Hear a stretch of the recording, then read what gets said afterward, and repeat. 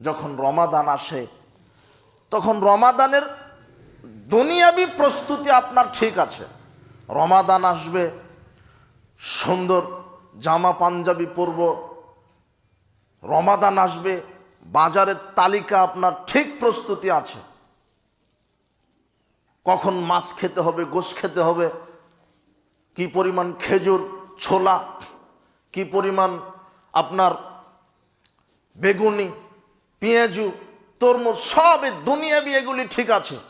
রমাদানকে কিভাবে খাবেন, কিভাবে উপভোগ করবেন, দুনিয়াবি বাজারের তালিকা ঠিক আছে। কিন্তু আপনার আত্মাকে যে সাজাতে হবে ঢেলে পরকালের জন্য, এর প্রস্তুতি কয়টা নিয়েছেন?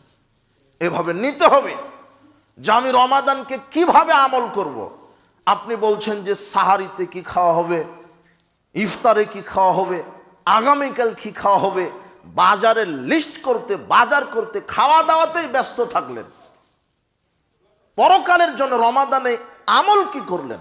আপনি এইভাবে সাজাবেন আমলের লিস্ট।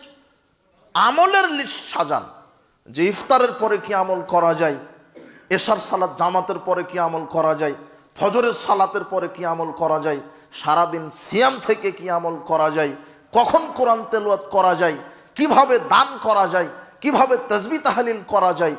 এইভাবে রমাদানে একটা আমলের প্রস্তুতি নিতে হবে।